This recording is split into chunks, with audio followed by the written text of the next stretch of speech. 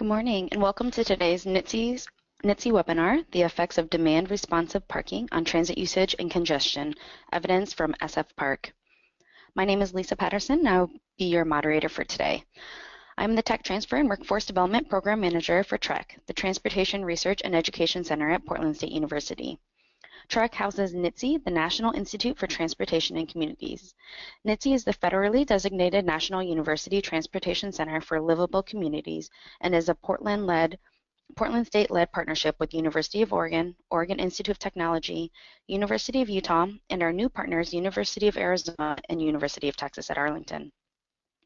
Our webinars are based on original research conducted by faculty, researchers, and students at NITC partner universities. The goal of these webinars is to get useful research results into the hands of practitioners, academics, and other stakeholders.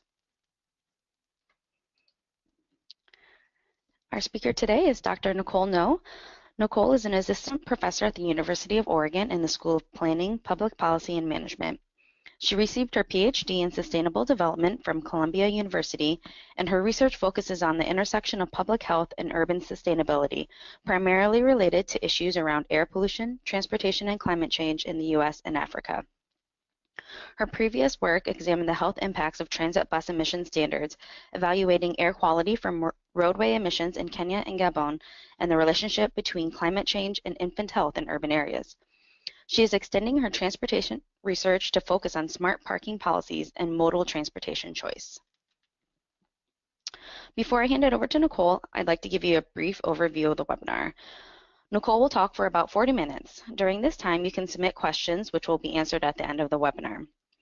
This webinar is being recorded and will be available on our website. Once the video is processed and uploaded, we will also email you a link to the video and presentation slides. If you're tracking continuing education credits, please note that this webinar is eligible for 1 hour of continuing education credit.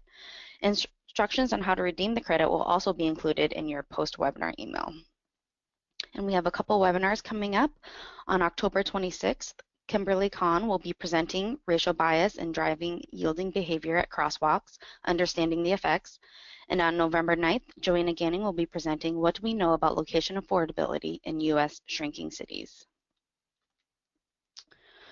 During the presentation, you may submit questions for Nicole by using the questions pane on your control panel. We will track the questions and Nicole will respond to them at the end of the webinar. If we run out of time, we will send out written responses for any questions left unanswered. And with that, I will hand it over to Nicole.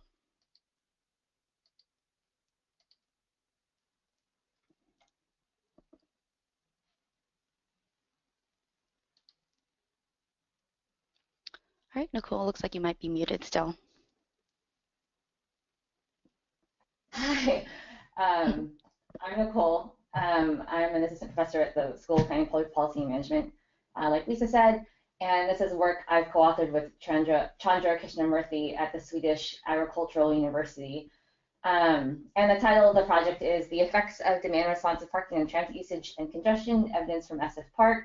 I apologize, this title has undergone many changes, so you may have seen a different title from earlier notices, and I apologize that this project has undergone many changes, but I appreciate you being here and listening.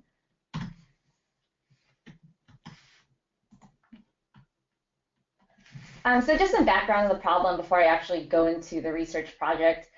So as we know, parking is a major problem, especially in densely populated cities. This is well outlined in Donald Shoupp's text, The High Cost of Free Parking, where he makes the argument that essentially traditional parking management policies are inefficient and that parking is seriously underpriced in most cities. So this can lead to issues around air quality, congestion, and many other problems that urban areas face. So traditional parking management policies use flat meter rates or short time limits to try to encourage turnover and make parking more efficient. However, these policies are difficult to enforce, and so demand-responsive parking is one way to try to address this. It's a relatively new program. The program I focus on specifically is SFpark, but demand-responsive parking programs of some form have been implemented in other cities like Berkeley, Seattle, Los Angeles, and DC. And so, the very simplified version of demand responsive parking is that, policymakers will differentially price parking based on occupancy. So, for example, in parking spots that are very close to popular destinations, you might think of those parking spots as being in higher demand. So those parking spots would be worth more versus parking spots further away from these popular destinations. This could also vary across time. During time periods where you have lots of congestion, parking may be in higher demand, in which case, in theory, we should price those parking spots in popular times more. And the goal really is to try to use parking spaces more efficiently to increase turnover and availability. So I focus on SFpark, which is a program in San Francisco. So San Francisco is an example of a city experiencing rapid urbanization growth. So between 2010 and 2015, San Francisco County grew by 7%. And you can imagine this sort of rapid increase in population growth could lead to strains on parking infrastructure. And so, and other reasons we care about parking is because it also factors into people's everyday choices around transportation mode choice, right? So for example, a survey in 2015 by the San Francisco Municipal Transportation Agency found that parking price and distance to the destination from parking are among the most important factors for people's decision-making, people's decisions to drive or not. In fact, 50% considered free or cheap parking prices as a strong motivator to drive. So in essence, we know that parking management policies influence sort of everyday choice around transportation mode choice for a certain population of people. So SFpark was a pilot program started in July 2011. Again, it's San Francisco's version of demand responsive parking. As far as I know, it's one of the larger demand responsive parking programs that have been implemented in the US. So the idea is to vary meter rates across time and blocks. So I should note in my research project, I focus on street parking. SFpark did have a version for off-street parking or parking garages, but for our project, we focused on street parking. And so the idea is to vary meter rates across different time bands and blocks and day types.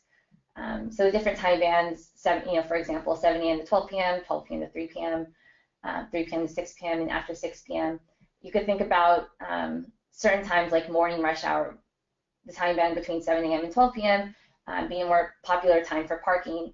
And so parking during that time period for a particular block would be higher compared to a less popular time like after 6 p.m. And so SFpark also varied meter rates by day type, so weekdays versus weekends specifically, because again, you could think about parking being more popular on weekdays and therefore worth more versus on the weekends. I should also note that as part of SFpark, they started to implement metered parking on Sundays. Prior to SFpark, most parking management districts didn't have any sort of meter rates or any sort of policy, it was unregulated on Sundays traditionally in most parking management districts. But as part of SFpark, they actually started to implement meter rates on Sundays. So parking rates also varied depending on average occupancy during a rate adjustment period. So a rate adjustment period lasted 8 weeks. I'm sorry if I'm confusing people. Hopefully this will become more clear by the end of this slide. But they basically looked at average occupancy during a rate adjustment period, which lasted 8 weeks, and for a given block and a given time band and a given day type. Okay, so if we look at the table below, for example, if average occupancy during a rate adjustment period for a given block, time band, and day type exceeded 80%, then the following rate adjustment period, meter rates would increase by 25 cents an hour. And then similarly, if average occupancy during the rate adjustment period for a given block, time band, and day type was between 60 and 80%, this was actually considered the target occupancy range because parking rate, the occupancy wasn't too full, it wasn't too empty. So there would actually be no change in the meter rates the following period, the following rate adjustment period. And if average occupancy was between 30 and 60%, then meter rates would decrease by 25 cents an hour. And if it was less than 30%, then it would reduce by 50 cents an hour the following rate adjustment period. And what I mean, and SFpark was actually incorporated other aspects aside from demand responsive parking. So they also made payments easier by allowing people to use credit cards and also extended time limits. So in which case, we look at SFpark as a whole, not look at different factors in isolation of SFpark, but we look at it as a whole. So just some background on the previous literature. So there's not a lot of empirical literature on parking due to scarce data. It's a relatively small portion of the transportation literature, and SFpark provides a unique opportunity because they make publicly available data on price and occupancy for on-street parking. This was in part due to SFpark, or SFMTA, excuse me, conducting their own pilot evaluation of SFpark between 2011 and 2013. And so I should note there's been other work using SFpark data, and I'll talk a bit later about how our study differs. But actually in the SFpark pilot evaluation, they found that SFpark increased parking availability. Another study by Millard Ball et al. Also looked at the effects of SFpark on occupancy. And they found similarly that SFpark moved occupancy on blocks closer to the target occupancy range of 60 to 80%. So if you're a planner interested in learning more about or thinking about implementing demand responsive parking, I strongly suggest you look at these two pieces of literature as well. And so I just want to show some of the data that we use. As I noted earlier, SFpark conducted its own pilot evaluation. We use a slightly different methodology from them, but we use a lot of their data. So I just want to give a brief overview of the type of data we're using. And so in the orange areas, these are pilot areas. This is where SFpark was implemented. And the control areas are in blue. And so in the control areas, there was essentially no demand responsive parking program implemented. It was just flat meter rates. So there was no change in meter rates in response to changes in occupancy. So the research objectives of this project was first to assess the effectiveness of SFpark on achieving its target occupancy range. As I noted earlier, there's been previous work on this. I think one possible innovation that we have is thinking about the impacts of installing new meters on blocks. So as part of SFpark, they also installed new meters, and you can think about this mattering from a policy perspective, since at least anecdotally, a lot of businesses are concerned about what will happen if you install a new meter, or if suddenly parking is now metered in front of their business. Some people are concerned that this could drive business away. At least anecdotally, that's what I've heard. This could drive business away to areas where where parking is free. And so we tried to examine the impacts of installing new meters on blocks. And so here's just a map of where these new meters are located. So this is a map of pilot blocks and parking management district. And so the red lines represent new meters. And again, they're all in pilot areas, which are in orange. But what you'll notice is that a lot of blocks, as part of SFpark, already had meters installed. Only about 1.8 of SFparks had new meters installed. So it's a relatively small portion of blocks that actually have meters installed. And then the second research objective that we have is looking at the effects on two other transportation outcomes: transit usage and congestion. I think our biggest innovation here of this paper is actually looking at the impacts of SFpark on transit usage. There isn't a lot of information out there, and we actually collect this really rich transit bus data set that we use to look at the impacts of demand responsive parking on transit ridership. So I'll say that right now, that our biggest contribution is really looking at the impacts on transit usage. And then we also look at congestion, and there has been some work prior which I'll talk about later. And again, I'll discuss how our method is different. So as I noted earlier, there has been evaluations of SFpark and programs similarly. Where I think our method differs from previous literature is that we use regression analysis. And so one limitation that was noted in the SFpark pilot evaluation, which is incredibly informative and incredibly detailed, but one limitation they note is that they only do, they aren't able to control for confounding variables. And so in that sense, regression analysis allows us to control for possibly confounding variables and help minimize omitted variable bias. So I think that's where our study differs the most, at least from the SFpark pilot evaluation. So we really build upon their work. And then, as I said earlier, we also use this really novel panel data set on transit bus ridership. And so here's just a quick preview of what we find. Following SFpark, we find that blocks are more likely to meet the target occupancy range between 60 and 80%. The effects are pretty modest. However, this is in agreement with what the SFpark pilot evaluation and what other literature has found. So in a sense, SFpark is more effective at using parking spaces more efficiently. We also find following SFpark increased transit ridership. And so we look at this relationship a bit more closely. And we also find that on blocks where meter rates increase, transit ridership also increases. So we also conduct the sub-analysis looking at the impact of changing meter rates. And we also find that transit ridership actually increases as well. And then we also find following SFpark reduced congestion.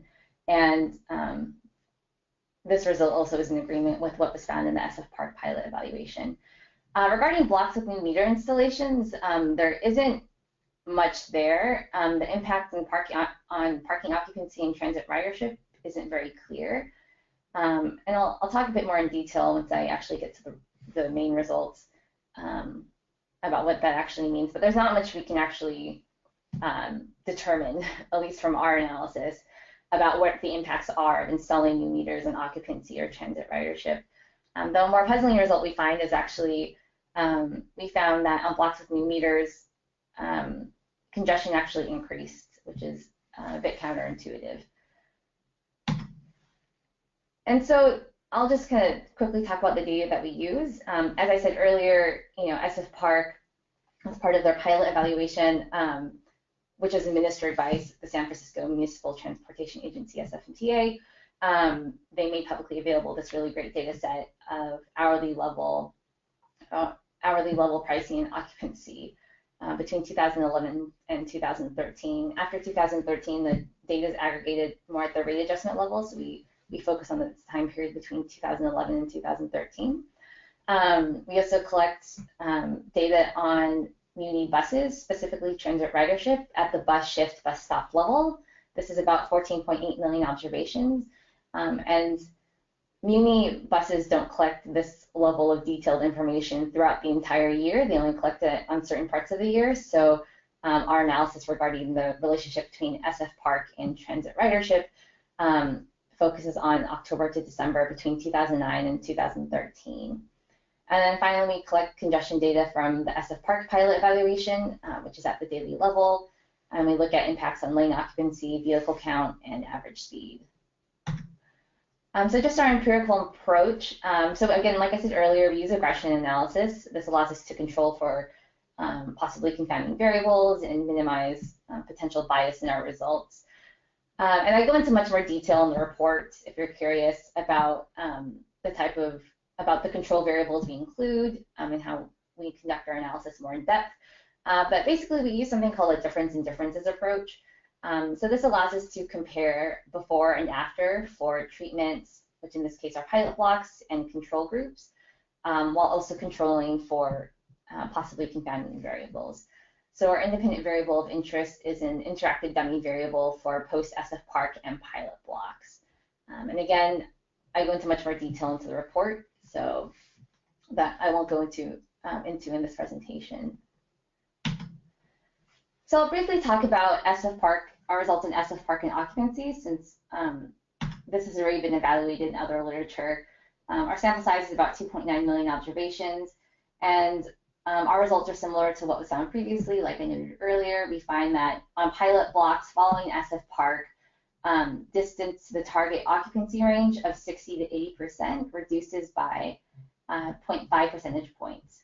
So SFpark gets us a little closer to this target occupancy range of 60 to 80%.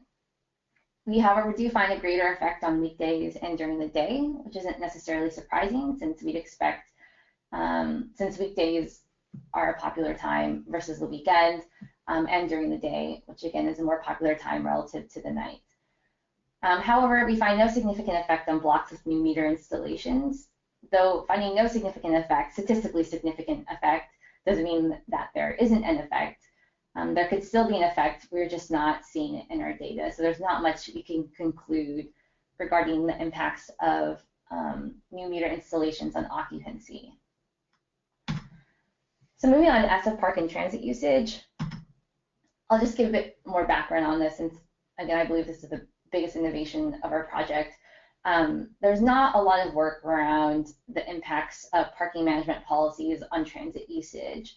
And this is due to scarce data, both in respect of getting parking data and transit ridership data. While there has been a lot of informative work from stated preference survey studies, which do suggest that parking policies and parking rates do influence mode choice, to our knowledge, there hasn't really been a study using secondary micro-level data to evaluate this question. Also, regarding stated preference survey studies, it's not necessarily clear, while they're incredibly informative, it's not necessarily clear if this is what people are actually doing. And the other concern is that there may be selection bias in who's actually doing these surveys. And so by using secondary micro-level data, we try to, again, build upon this work and get around some of these issues. However, it's not necessarily clear whether SFpark as a whole, whether demand responsive pricing programs as a whole, how they'll affect transit ridership. So you could think about, SFpark having both a positive and negative effect on transit ridership.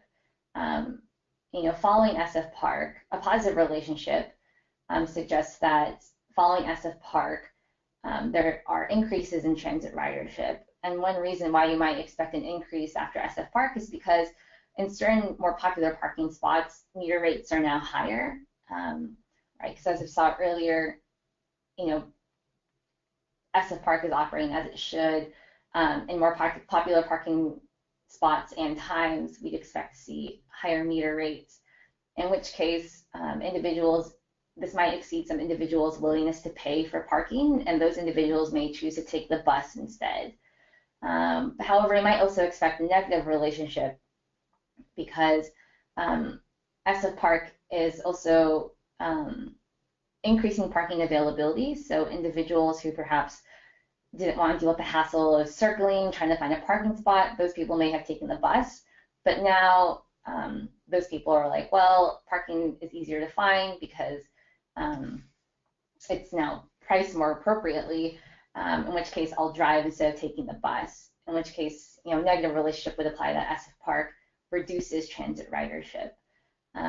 So it's not necessarily clear whether we expect to see a positive or negative relationship. And to try to get at this relationship more closely, we also examine the impact of rate changes. So SFpark provides a unique opportunity because every 8 weeks, depending on occupancy, some blocks or some time periods will experience changes in metered rates, while traditional parking management policies just set flat meter rates that are updated every now and then.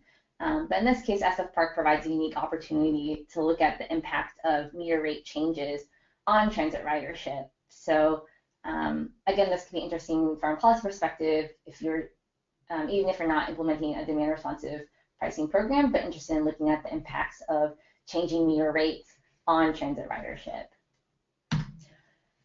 So to kind of motivate why we care about this question more, here's just a survey from 2005 of Bay Area commute decisions. and on the y-axis is percentage of surveyed commuters. And what we see on the left side is that with free parking, 77% of people are more likely to drive alone versus 5% are willing to take transit. However, without free parking, you see this dramatically changes. Only about 37% of people are willing to drive alone, while 43% are willing to take transit. So you could think about parking management policies having a pretty major impact on people's everyday transportation mode choice. And I should note, we're most interested in people on the margin. So you could think of, some people are always going to want to drive, and some people are always going to want to take the bus. But I think there's definitely a large group of people in the middle who may or may not take the bus, depending on these factors of like parking management policies, who are on the margin, and that's who we're most interested in looking at. In a place like San Francisco, where public transportation is pretty easy to access, you could think of this as representing a decent portion of that population.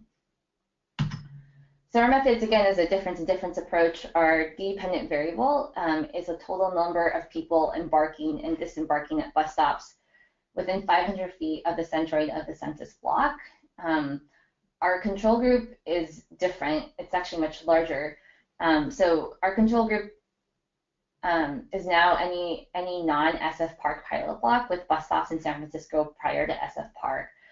So in the first part of our analysis, when we're looking at the impact of SFpark and occupancy, we were restricted by the control group being those two parking management districts that were designated by SFMTA as part of their own pilot evaluation. But because we have this really rich transit bus data set, which has information at all bus stops in San Francisco, our control group is much larger and includes essentially any non-SFpark pilot block.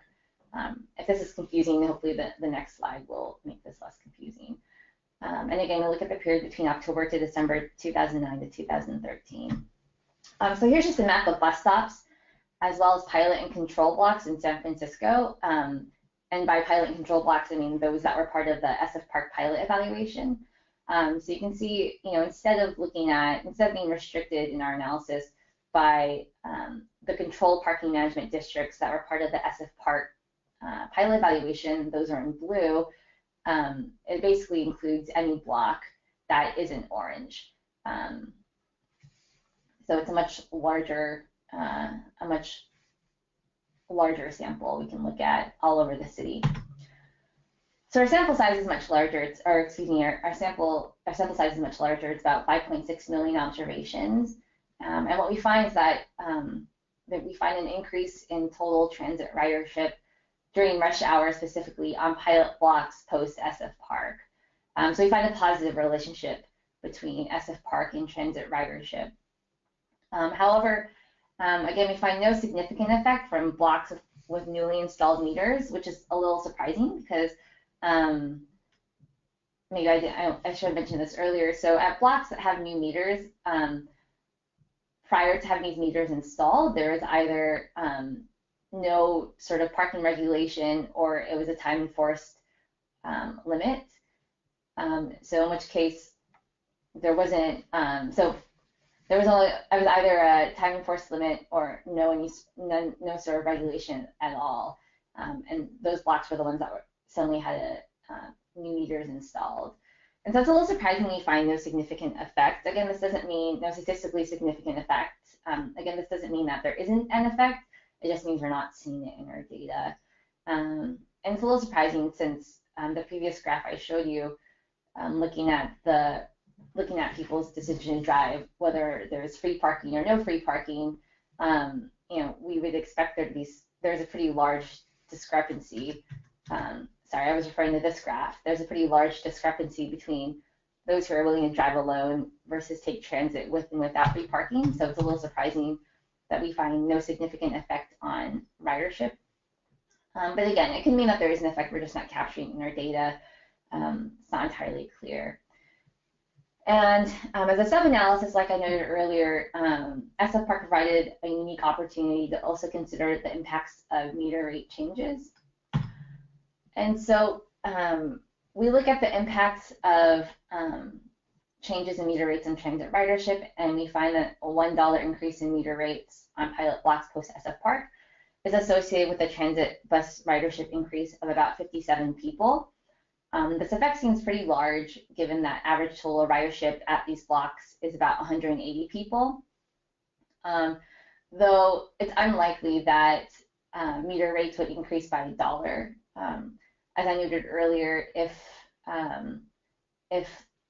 average occupancy during the rate adjustment period is greater than 80%, the most it'll increase by the following rate adjustment period is by 25 cents. And so a $1 increase is quite large, so we wouldn't realistically expect a large increase by 57 people. And so a more realistic way of looking at this result is we find that the average absolute value of rate changes at pilot blocks is about 10 cents. So if we essentially divide 57 by 10 and round up, I think a more realistic change in transit ridership is an increase of 6 people or 3% of average ridership. And so I think this result is interesting in the sense it goes in the direction that we'd expect. We expect that if you increase meter rates, that this might exceed some people's willingness to pay, and those people who are on the margin are more likely to take the bus. And so again, this could be interesting even if you're not thinking about implementing any sort of demand responsive pricing program, but just changing meter rates, sort of the impacts on transit bus ridership as well. And so this result suggests that people are substituting transit with non-transit travel following a rate change. I say non-transit travel because we don't explicitly look at auto usage. We don't have information on auto usage. We're sort of assuming that people are making these trade-offs between transit buses and cars and vehicles. I don't think that's and that's more of an assumption on our part, but this result does suggest that there is some substitution, at least with transit, between transit and non-transit travel following SFpark and changes in meter rates. And this result is also robust to different samples and models. So we do a subsample analysis where we restrict our sample size to pilot and control blocks that were part of the SFpark pilot evaluation. So our sample size is much smaller; it's about 300,000, and we find a similar result. We also think about using a different independent variable of interest, and again, we find a positive result between SFpark and transit ridership, as well as between meter rates and transit ridership. And so finally, we look at SFpark and congestion. There's been some previous work looking at this relating parking to cruising. One of the references I had earlier, Millard Ball et al. 2014. They look at this more closely, and we focus on different measures of congestion from their study. Again, we use data from SFpark's pilot evaluation. Since as part of SFpark, as part of the pilot evaluation, they also installed these roadway sensors, which collected all this rich information on different congestion outcomes like lane occupancy, vehicle count, and average speed. And again, we use a difference in differences approach. And this is something we really want to think about expanding on.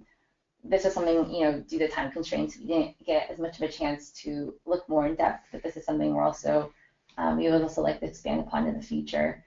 But just to go into the results, what we find is following SFpark, we find reduced lane occupancy and a small increase in average speed on weekdays. So this suggests that SFpark is associated with reductions in congestion. However, at blocks with new meters, we sort of get this more puzzling result where we find a statistically significant small increase in lane occupancy and reduction in average speeds. So it suggests that at blocks with new meters where they're installed, we actually find an increase in congestion, which would go against our hypothesis and seems a bit counterintuitive. So one reason, something to be cognizant of is one major limitation of this part of our study is that we aggregate congestion data to the daily level due to missing information. So it's masking possibly important within day variation. So again, this is something we'd like to expand upon, in the future and consider other types of congestion outcomes. but due to time constraints, we just didn't have the time to fit it in our report. So just some major takeaways and comparisons to the previous literature. We find SFpark moved occupancy on blocks closer to the target occupancy range. The effects are relatively modest, but we do find a significant effect there.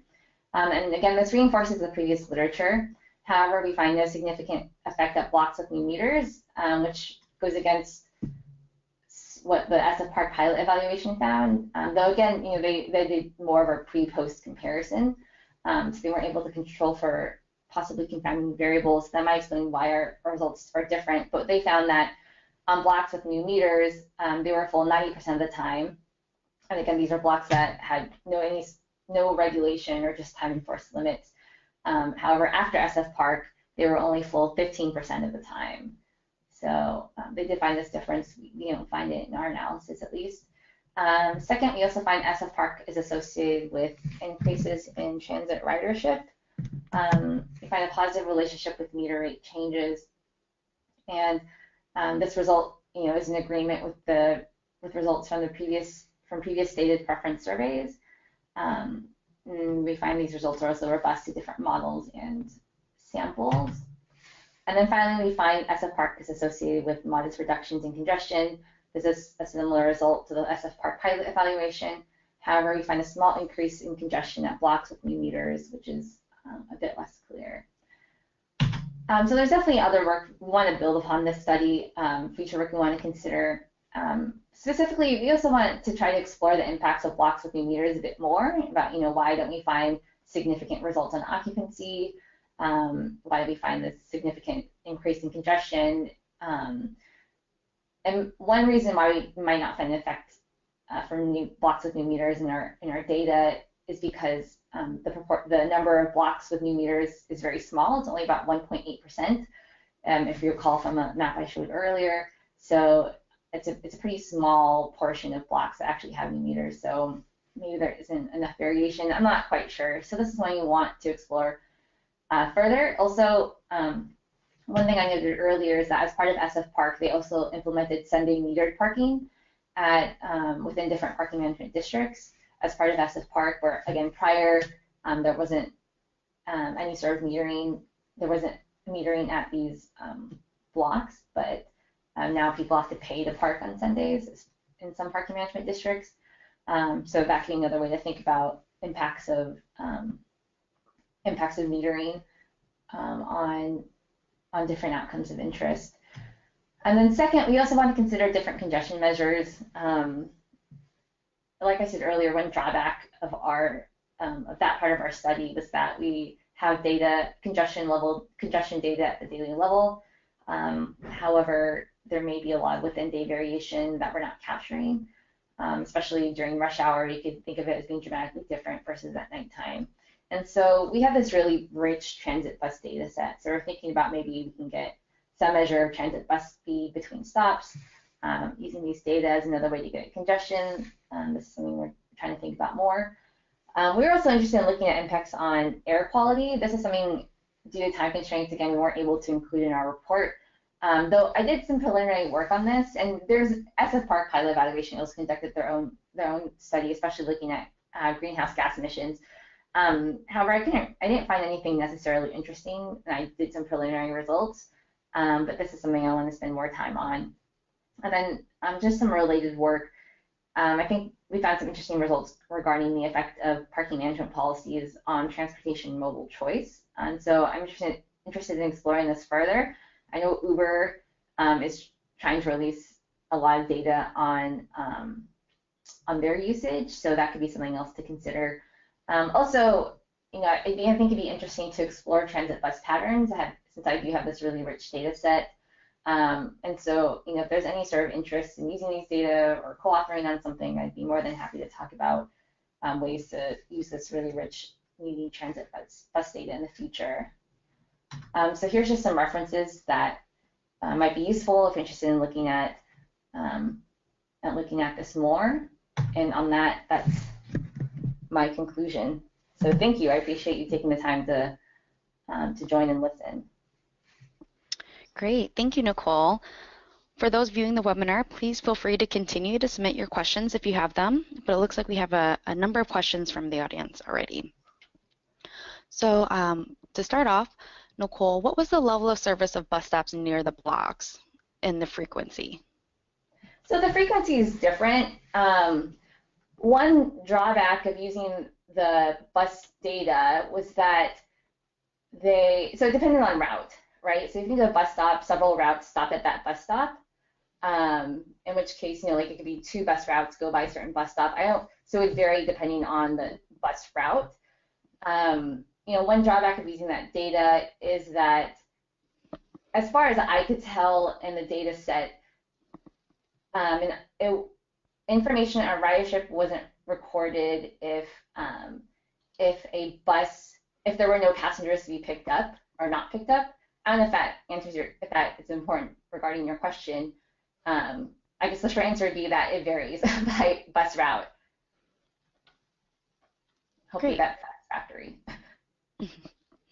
Great, thanks. Another question about the system. What type of pay machines were used, and what were the payment options for the meter parking?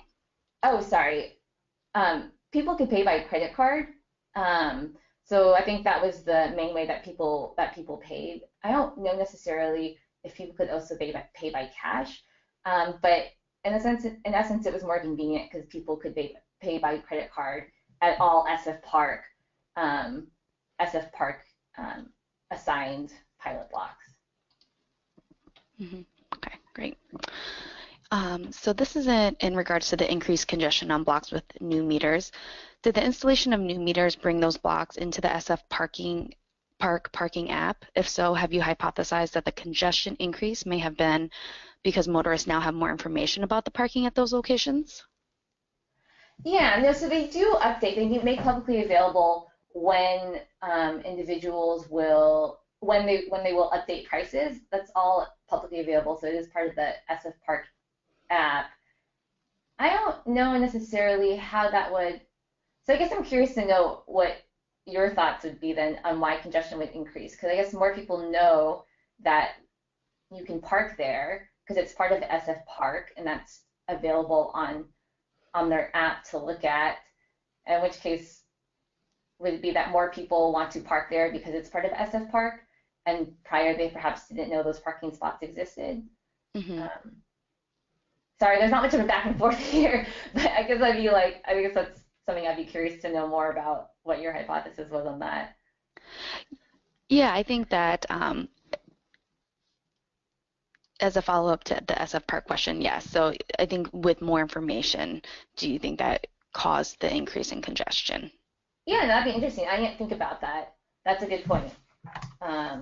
Yeah, no, that could definitely be one reason why. And then this is similar, a follow-up question about the increase in congestion with the new meters.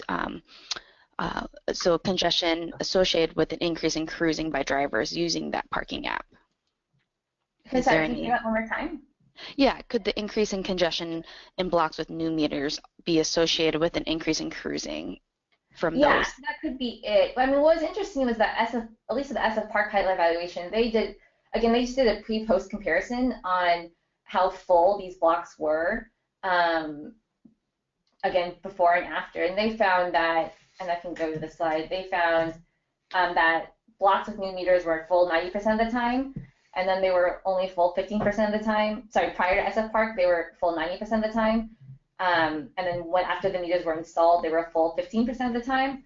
So I guess it could be due to increased circling, but the fact that they aren't as full, I would assume, at least according to SFpark, again, they just did a pre-post comparison, I would assume that it would reduce circling because now it's not, now the parking spots aren't as full. But I guess I'd be interested to know more about what the person who's asking the question was thinking, if there is a follow-up. Great. So another question here. So an audience member is curious to know whether SFMTA plans to conduct a focused analysis on blocks where new meters were installed, since parking occupancy decreased yet transit usage did not increase. Yeah, so as far as I know, they did, when I was reading the parking evaluation, the most, and I don't know if SFpark, I've tried to talk to people from SFpark, but I think they're really busy. I've been having trouble sort of getting in touch with them um, about what they're doing exactly, which I get. I mean, everyone's busy. I'm sure they're super busy with trying to implement the program, and I think there actually are plans to expand it. So I don't know. They did their own analysis regarding a more in-depth analysis on the impacts of metering parking on Sundays, which you could think as being kind of like an similar to installing new meters in the sense it's similar in the sense on Sundays parking was free in most parking management districts, and all of a sudden it's being priced on Sundays as part of SFpark. So they did a more in-depth analysis on that. And I forget exactly what the results were, but I think it was similar in the sense that parking availability increased. But I don't know if they plan on continuing to do it because I don't know if they're actually collecting. I don't think they're collecting data at this level of detail anymore. It was only during the actual pilot evaluation between 2011 and 2013 that they collected all this really detailed level data. Right now they only have, as far as I know, what's publicly available is occupancy information at the rate adjustment period level, which is 8 weeks. So I don't know if that's what their plan is. Mm-hmm. Okay, great. Another question that for you, or if SFpark may have looked into any spreading effect or parking spreading effect of the parking into unpriced areas or adjacent nearby blocks. So as far as I know, I mean, the control group would be as far as I know, they didn't look at, so for example, if they're looking at adjacent parking management district that didn't implement this program, they didn't collect data as far as I know in those areas. There are, they only focus on the pilot and control groups. Mm-hmm. I should note that, the SFpark pilot evaluation is an incredibly useful resource for some of these questions, like the impact on Sunday metered parking. That's in there. I don't think, as far as I know, they didn't look at nearby parking management districts that weren't part of SFpark. As far as I know, they just had information on pilot and control groups. And I think that's just due to limited resources. It's quite expensive. The technology, they have like a whole section on the technology they use to collect these data, and it's pretty rigorous. So in that sense, I don't think they would, as far as I know, they didn't collect that information. If it was, it wouldn't be publicly available. One thing I was thinking about doing was actually partnering up with, there are now apps for parking, and they have really detailed data on occupancy, but they did not want to give me their data. But I know that, I'm assuming that data does exist somewhere, but trying to get data from a private corporation is always a little more tricky. Mm. Okay, great. All right, and we have a couple questions on variables that you considered. So the first one, it seems like the demand for transit in the test blocks would also influence demand for transit in other parts of town or the region, thus reduce the difference of differences. Was there anything else going on in the test blocks that might explain increased transit usage demand at those specific locations during the test period, such as new infill development with less off-street parking? So regarding the difference, it relies on relatively weak assumptions, and there's more discussion about this in the paper. So that's a really good question. I think that's a valid concern. So we do control for time trends. We do control for time invariant characteristics at the neighborhood level, as well as time varying characteristics. I forget what level. I don't remember exactly the exact control variables that we use. But what we find is that, as far as the difference relies on, we'll minimize omitted variable bias as long as the trend prior to the pilot program is similar over time. So in which case, these blocks could be dramatic, like sort of pilot and controlled blocks could be dramatically different from each other, but as long as their trends are similar in ridership are similar prior to SFpark, then SFpark should provide some exogenous variation. So unless there was something that was timed with exactly when SFpark started to occur in July 2011, which, the timing of it was more, as far as I know, based on bureaucratic decision making, not so much rather than anything else. So you can think of the timing of it being plausibly exogenous. But we do control for neighborhood characteristics as well. So unless all those developments applied to all the parking management districts that were in the pilot group, then otherwise we would control for it to try to minimize that bias. I hope that makes sense. There's more information in the report, and I'm more than happy to have questions emailed to me if people want to have a further discussion about this. But yeah, unless there's something that happens simultaneously at all the pilot parking management districts, then it's unlikely that factors like that, which are important, would bias results. Okay, great. Was the cost of fuel considered as a variable? No, and we do control for time trends, and that's a good question. We do control, these are all good questions. We do control for time trends, in which case that would account for differences in fuel prices over time. Mm-hmm. Okay, great. All right, and then we have another question that's a person that's working on finalizing framework for demand-based pricing and framework, and she has a couple questions. How did the max time or change in max time in your parking zones apply to your program? How did you decide where to have 2-hour max versus 3-hour max? So that was decided by SFpark. That was not, that was decided earlier on. These time bands, sorry, I can go to that slide. Sorry, okay, so the time bands were decided earlier on. So between 7 a.m. and 12 p.m., 12 p.m. to 3 p.m., 3 p.m. to 6 p.m., after 6 p.m. So those are decided by SFpark. I didn't have any I didn't participate in that decision-making process. And there's more in-depth information, both in my report as well as the SFpark pilot evaluation, regarding where these time bands exist. So, for example, in some parking management districts, the time band is between 9 a.m. and 12 p.m. versus 7 a.m. and 12 p.m. For the sake of our studies or group, we treat them the same. But that would be something that would be probably the SFpark pilot evaluation itself. And there might be, and there's information about this in my report as well that could address. Okay, great. She has a follow-up question, and maybe it's a similar answer, but maybe you have some insights on it. How have you determined what the hourly rate for new parking zones should be, and how did the presence frequency of parking enforcement fit into those results? Wondering if they should intentionally include enforcement teams for their pilot project. I guess the concern is compliance. So in the SFpark, yeah, this would be a better question to look at the SFpark pilot evaluation, which is publicly available. That's on, I think, either sfpark.org or sfpark.gov. I forgot the exact website. But I believe what they found is that more people were in compliance with SFpark as a result. Regarding versus other blocks, they found that time enforced limits, a lot of people don't comply with.